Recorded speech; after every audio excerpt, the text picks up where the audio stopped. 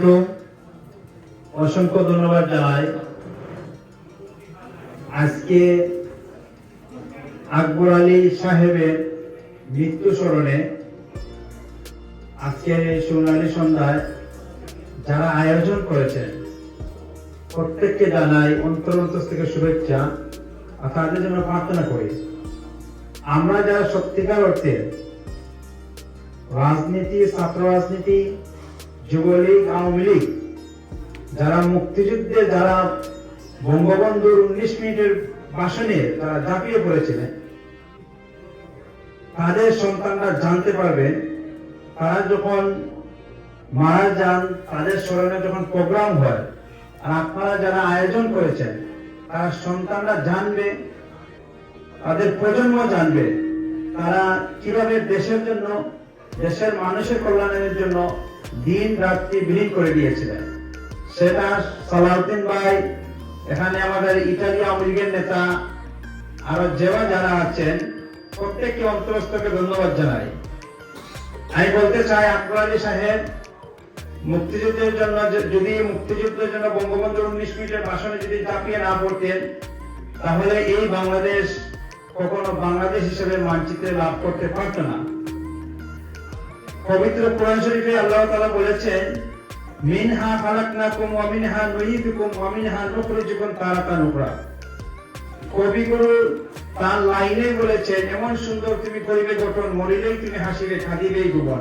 এটাই হচ্ছে বাস্তবতা। আজকে আকবর আলী খান সাহেব দেশের জন্য, মানুষের জন্য ভালো কাজ করেছিলেন, দেশের স্বাধীনতার জন্য ঝাঁপিয়েছিলেন, বিদায় কিন্তু স্বর্ণাক্ষরে নাম লেখা থাকবে। আমি এখানে আকবর খান সাহেবের সন্তান ফারুক ভাইকে বলতে চাই যে আপনার কোনো রাজনীতি পরিচয় দরকার নাই। আপনি বাংলাদেশ যতদিন থাকবে, বাংলাদেশ মানচিত্র যতদিন থাকবে, ততদিন আপনার বাবার স্বর্ণাক্ষরে নাম লেখা থাকবে।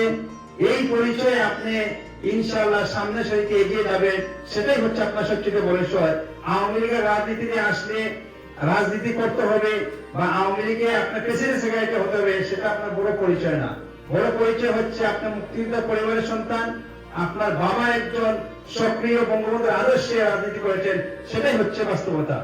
কিন্তু আমি বলতে চাই, বাংলাদেশ সাম্প্রতিক কালে যেসব ঘটনা হচ্ছে, যারা মুক্তিযোদ্ধার বাকে বাদ দিয়ে যারা রাজনীতি করতে চায়, অনেক তাদের যে বা যারা একথা বলছে, অনেক ক্ষেত্রে দেখা যায় এইসব ছেলেরা তার বাবারও জন্ম হয় নাই। বঙ্গবন্ধুর ইতিহাসকে রাজনীতি বলেন, মুক্তিযুদ্ধের ইতিহাসকে একত্রকে বাদ দিয়ে যারা রাজনীতি করতে চায়, এই রাজনীতি কখনো বাংলাদেশে স্থানান্তর হবে না, সেটা হতে দেওয়া যাবে না যতক্ষণ পর্যন্ত আপনার আমার মতো হাজারো বঙ্গবন্ধু আদর্শের কর্মীরা বাংলাদেশে আসে, সেটা বাস্তবায়ন হবে না।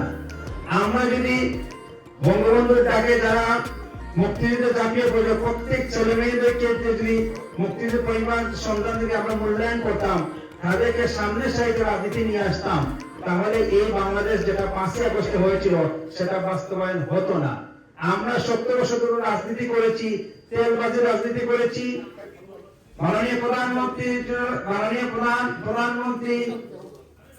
নেত্রী যখন এই লন্ডনে আসতেন, লোকের টিকিট নেওয়ার জন্য হাজার হাজার লোক ঝাঁপিয়ে পড়তো। কিন্তু এখানে বাংলাদেশ থেকে আমার ভাই চলেছে, কবির ভাই, এখানে আমার আমজাদ ভাই চলে আসছে। অনেক ক্ষেত্রে যারা অরিজিনাল আওয়ামী লীগ তাদেরকে আমরা বাদ দিয়ে রাজনীতি করেছি।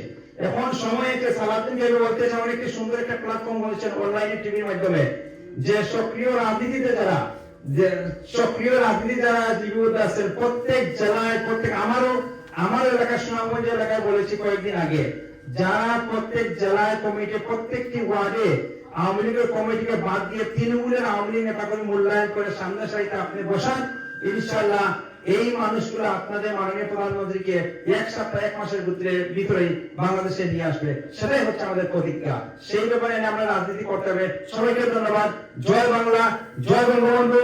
তারই সময় আরেকটি কথা যায়, আমার পরিবারে আমি যখন এখানে চলে আসছিলাম, আমরা খাবারের আগে আমি যখন প্রতি প্রোগ্রামে যাই, যাওয়ার আগে আমি চেষ্টা করি যে প্রোগ্রাম আনটিল শুরু থেকে শেষ পর্যন্ত থাকার কথা।